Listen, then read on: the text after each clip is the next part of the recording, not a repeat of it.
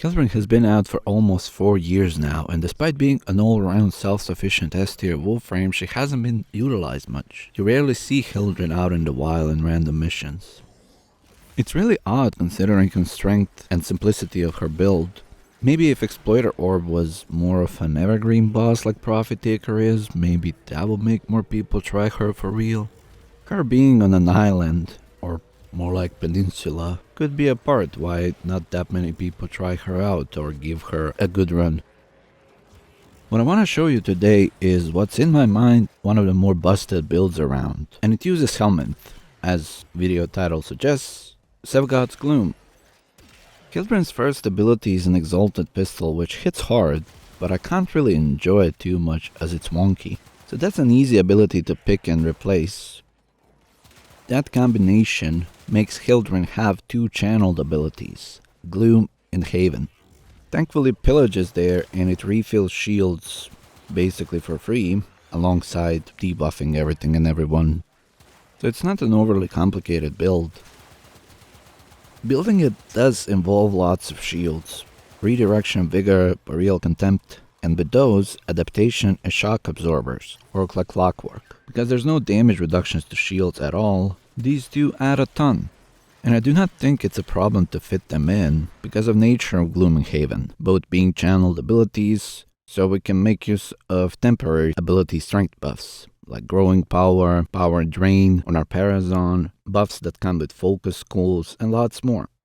And you click those 2 abilities once, and it stays on like that, as long as you use Pillage to never run out of shields. For range, I recently upgraded from Augur Reach to Overextended, because new Arcane, Molt Augmented, adds 60% ability strength, and Overextended takes it away, so it's almost free range upgrade, alongside Stretch.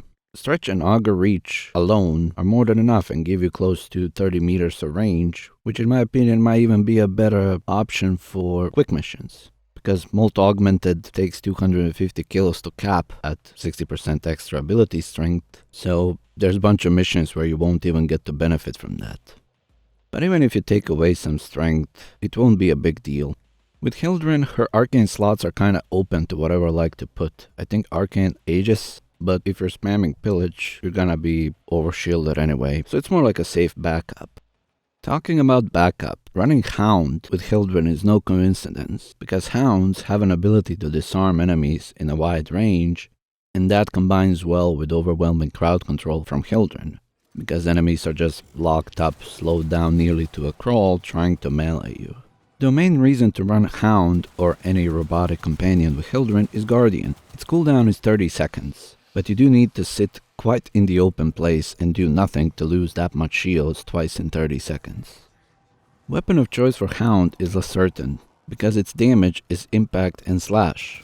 Impact being valuable because Shattering Impact works, and that's some nice utility. In general, I run this Hildryn build for more of a mobile defensive type missions, corpus excavations, and things where area lockdown is of help, because she can't lock it alone without breaking a sweat. And with such a lockdown, I feel like letting Nell sing is a good option with it. Easy headshots everywhere. Her Pillage strips shields and armor, in that order, and brings you back a bunch of shields and overshields. Negative duration is hurtful towards this ability because its effective range depends on the duration of a wave that travels outward from Hildryn. But another thing worth mentioning is that versus Infested, you do need to run a Pillage Augment to get shields back, because infested enemies mostly don't have any shields or armor.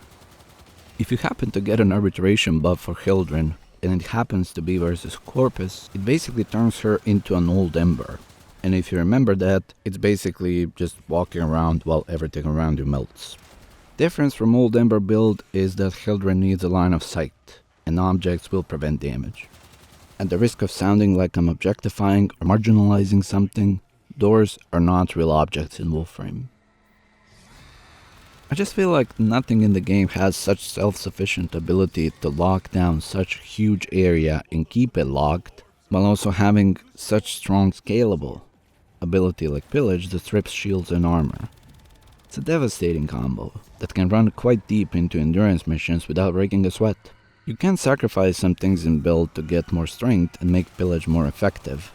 But for me, I feel like this is sufficient, because with all the conditional ability strength, we get to have about 90% slowdown on enemies with Gloom, which is more than enough.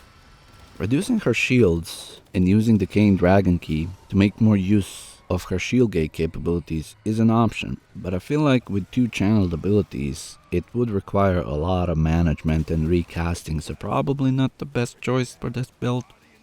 Meanwhile, out here hoping we get Umbro Redirection for my Shield Maiden. That's it for this one, thank you for watching, and I'll see you in the next one.